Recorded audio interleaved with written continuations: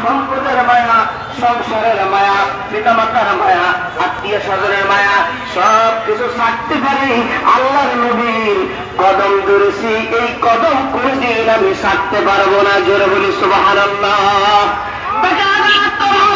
আমি যখন রওনা দিলাম, ইয়া রাসূলুল্লাহ, আমার বাড়ি থেকে সমস্ত জামা কাপড়গুলো খুলে রেখে দিছে, আর আমাকে বলল আমি হয়তো যাবো না, আমি যাবো না।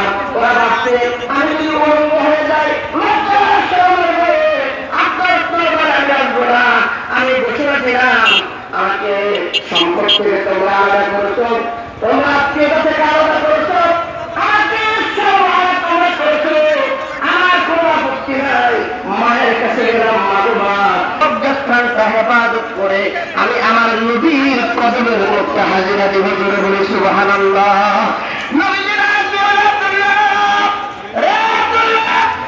সব কিছু ছেড়ে দিয়ে আমি নবীর কদমের মধ্যে আসলাম।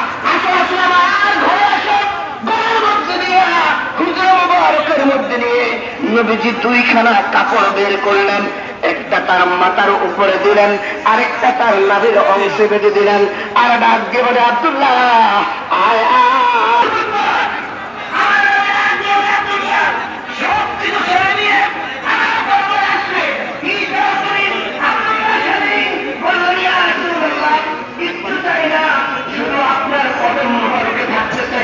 পর্যন্ত আপনি দোয়া করবেন, আমি কেন জিহাদের ময়দানে গিয়ে শহীদ হইতে পারি। জোরে বলে সুবহানাল্লাহ।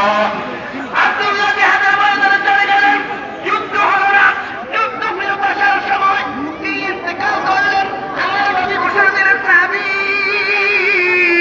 রে সাহাবী, আমার আব্দুল্লাহ নিয়োগ করেছে যুদ্ধের ময়দানে গিয়ে শহীদ হয়ে জীবনটা কোরবানি করবে।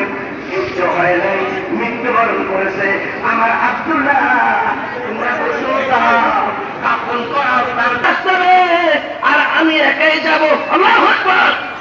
কবরের মধ্যে তার লাশটা যখন নিয়ে যাওয়া হলো, নবীজি ডাক দিলেন, না না, আব্দুল্লাহর কবরে নামতে পারবে না, কেবলমাত্র শুধুমাত্র ওয়ানলি ওয়ান, আমি এক। দেখো তুমি, আমি আব্দুল্লাহর জন্য খুশি। আল্লাহ একটু পরে তার লাশটা কবরে রাখবো। তুমি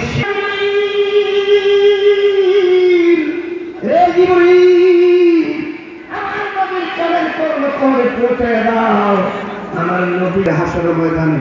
সেই প্রত্যাশা রেখে দোয়াতে বিদায় নিলাম। আসসালামু আলাইকুম ওয়া রাহমাতুল্লাহি তাআলা ওয়া বারাকাতুহু। মাশাআল্লাহ।